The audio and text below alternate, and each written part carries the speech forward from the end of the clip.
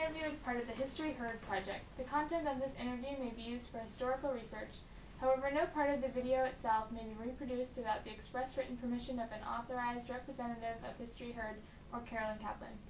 Today is August 19, 2009 at 11 a.m.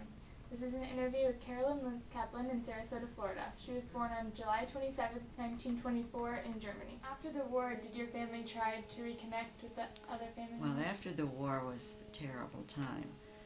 In 1945, when the war was over in Europe, my people, my parents tried to find, we expected to find our family alive. Well, what we found out was that my grandfather was arrested in, I guess it was in 1942, and he perished in camp.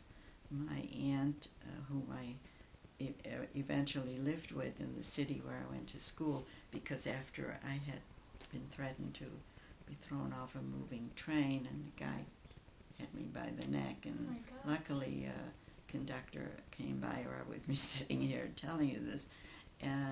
So and I lived with her and my cousin, and they perished. Another aunt and uncle perished. So there were a lot of family, and I will say that my mother never really got over the fact that her father was killed in such a terrible way. Yeah, I can imagine. So then, how has Hitler's rise to power affected the way that you think about government in general, or does it at all? Yeah, oh, it does. I think the democratic way, of course, is you can't possibly imagine not having had it. Yeah. I remember as a very young child, I was only 11 when I came here, so and Hitler came to power, I was about 7 or so. I remember when it came to vote, and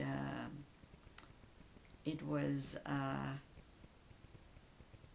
it's supposed to be democratic, like it was supposed to be free will, but my parents took somebody into the voting booth with them because they actually voted for Hitler out of fear that they felt if there were some dissenting votes, that there would be something terribly going to happen to the families, Jewish families in town. So all the Jewish families in town decided to have witnesses that they voted for Hitler. And there were people who did not vote for Hitler. So they could not really rightfully say, well, it's the Jews who did it. Right. So I always thought to myself, what a way to vote. Well, it was stupid to vote, but it was to save your own life. You do a lot of bad things. So free will to vote, where you can go into a booth and really express what you want, and you could speak up who's running, for something. That had a tremendous influence on me. That when I saw my parents going into the voting booth with a witness. Do you remember what it felt like in the kind of chaos before Hitler came to power? Well, before Hitler came to power, I had a wonderful childhood. Right. After Hitler came to power, shortly, right afterwards, a Nazi came into the classroom, and I was taught, I was a small child all the time, I'm still small, and never did grow up, sat in front all the time, and I was a good person, I was like a teacher's pet kind of a thing. I was a nice student, very obedient, very nice little girl, I guess.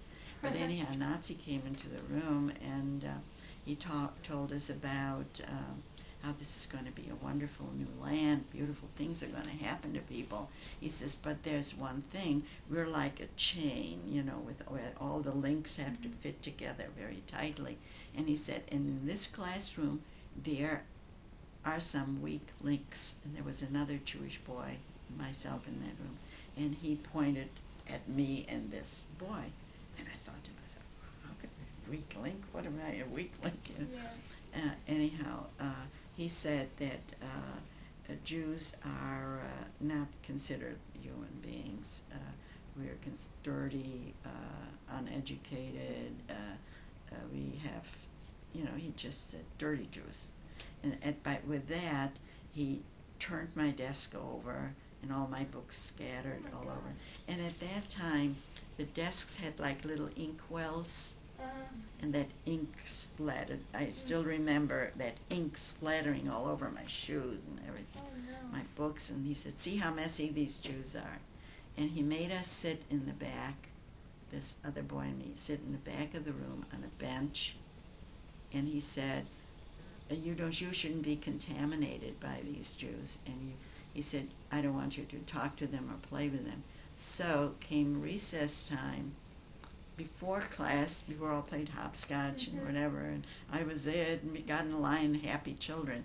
Came recess time, not one child. It was like we were standing at a wall, and you were like invisible. And that's when my parents took me out of the school. Oh my gosh. Have you been back to Germany? Yes, I was. My first husband and I, he came from Germany also. We went back one time and visited. He showed me where he was born and grew up, and I showed him where I was. And then in 1988, in 1938 was Crystal Night, Night of Broken Glass. Well, 50 years later, in the town where I went to school, they built a synagogue, actually, supported by the German people and, donations. And in my little village, they invited me back in commemoration of Kristallnacht.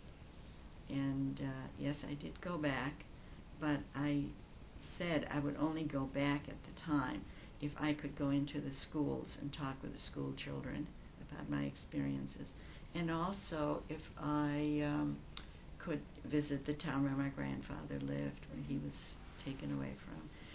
I wanted to visit a German, the oldest European Jewish cemetery that was not destroyed by the Nazis.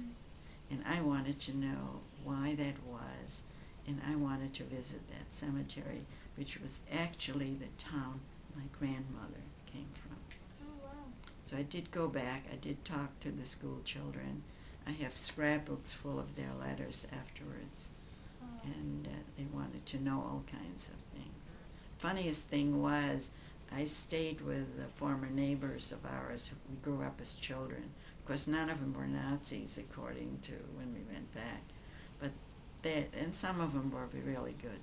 But most of them had to, out of fear, and some out of conviction. It was easy to pick an underdog and say, yeah, these people are responsible for my troubles, But no, I did go back, and the funniest thing to me to this day was when I walked into the classroom, these friends of mine with whom I was staying, and he was a retired principal at the school. He said to me, now listen to me, he says, don't let the children interrupt you, and they can get carried away, and you just give them your talk and then they'll walk out.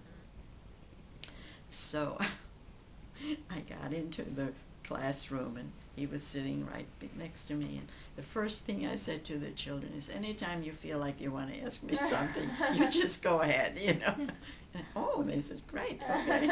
So the first question I got was, do you hate us?